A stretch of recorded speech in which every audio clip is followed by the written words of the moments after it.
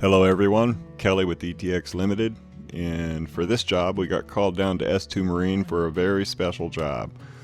We love these guys. They're king of the hill when it comes to service work and customer satisfaction, and that's not just my opinion. They've got the Mercury Service Award many years in a row to prove it. Anyone who knows them knows their mechanic's an ace, and the owner is a big-time veteran for, marine sports. He knows props, mechanics, everything. And we were called in to work on a classic Allison racing boat for Mike Watts Racing here in Texas called Bad Habit. And as you can see, this little boat has been very well cared for, but it's 27 years old and the gel coat has oxidized quite a bit. A lot of people think that if they keep their boat in a garage it won't oxidize, and that's simply not true. Think about the nature of the word oxidation. It's the atmosphere that does it. Now the sun will greatly accelerate it, but just sticking a boat in a garage doesn't mean it won't oxidize, because this boat's been garage kept its whole life, and over time the finish just degrades. That's the nature of the beast. So they had reached the limit of what they could do with their skills and their tools, and so they called us in as specialists to finish restore the boat and then ceramic coat it. And when we ceramic coat it, it will seal it off from the environment, and that will stop that oxidation process. So, it's very important once you get the finish restore work done to go ahead and get the ceramic coating or some other form of sealant. That way you don't just end up right back where you were. In fact, if we were to freshly polish this boat and leave it, it would oxidize even faster because it has a virgin surface there for the oxygen to deplete.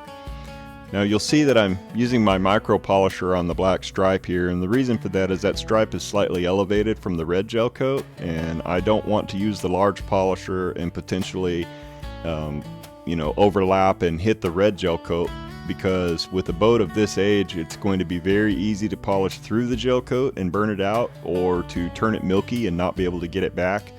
And that would be a tragedy on this boat, because it would end up becoming a gel coat respray. And with the age of the boat, you basically need to get the whole boat resprayed to fix the problem, and that would be very expensive. So I've already done the coarse, and what you see here is the medium polish work. There's 3 steps to it: coarse, medium, and fine in this case. And I didn't show each step because no one really wants to sit around and watch somebody running a buffer on a boat all day.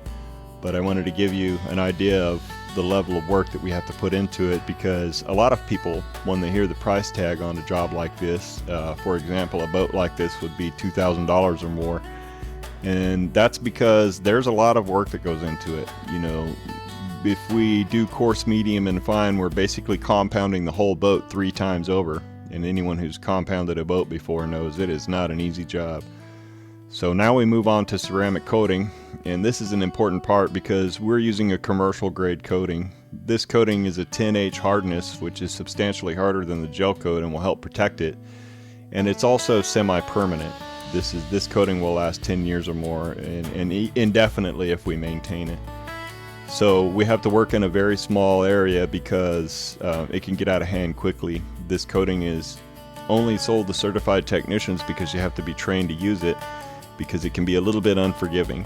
You make mistakes with this coating and you're going to have big problems, especially if it hardens before you get to it, because you might end up actually sanding, and on a boat this age that would be worst case scenario.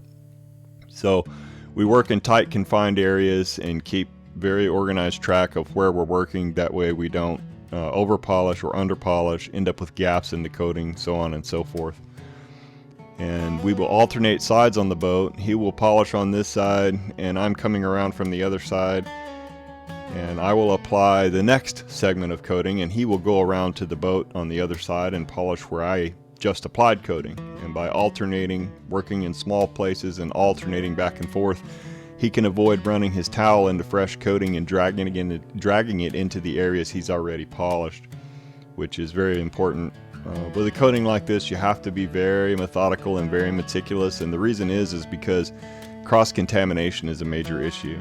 If you go at a job like this haphazardly, you're going to end up with ceramics on your tools, ceramics in your clothes, ceramics in parts of the boat that aren't supposed to have it, ceramic fingerprints around the shop. It's a mess. And likewise, you can also drag contamination from the shop or your fingerprint oils into the ceramics and cause a bonding issue where, after a period of time you'll get a little bit of a blister where the coating didn't really stick. So once again, that's why we work in tight confined spaces and we alternate. That way we're very methodical and very thorough. Now, you want to pay close attention to this because there's a lot of people out there that will say, oh sure, I'll ceramic coat your boat, and they throw out a cheap price tag. Well, they're going to spray it with something that came off of the shelf from O'Reilly's, polish it down and say, yep, good to go. But that coating, while it is a ceramic and has hydrophobics and shine, is only going to last, a few months to a couple of years at most, if that. And it doesn't have the hardness that this does. The ceramic coating off the shelf doesn't have any hardness factor at all. It's simply for hydrophobics and shine. It does, seal and add the non-stick properties of the ceramic, but once again, it's very temporary. The coating that we're using here is semi-permanent, as I described before, so it's extremely durable. Here's a little bit of a before shot once again to remind you what we started with and how oxidized the boat was, and this will give you a visual reference of where we ended up with our final result. This is a really fun job. This is a really cool boat, and I can only imagine this thing is insanely fast. I don't even think I would want to ride in it. That's why it has that sticker on it that says get in, sit down, hold on, and shut up. I don't know where that sticker came from, but I thought it was really cool when I read it. Now, we actually sent photos of this boat when we finished to Allison, and they really liked it. They were very impressed because they love to see their boats from eras gone by restored and back in top form. And as you can see, it's a major difference. The boat looks way, way better, and this will last for years. They don't need to worry about it. It's going to be oleophobic, hydrophobic. It makes it very easy to clean, very easy to keep care of. You don't have to apply chemicals or waxes to it anymore. All you really need to do is wash it and towel it off if it has some water lingering in places. A lot of people just spray the boat off and then drive and let the air from the highway dry it, which is what I would recommend. And then wipe it down if you have any leftover spots. But anyway, it's a really amazing process with fantastic results. So we hope you'll reach out to us. Springtime is a busy time for us, so we're expecting to get busy soon. Now's a great time to get a good deal from us. So give us a call, 903-975-0968.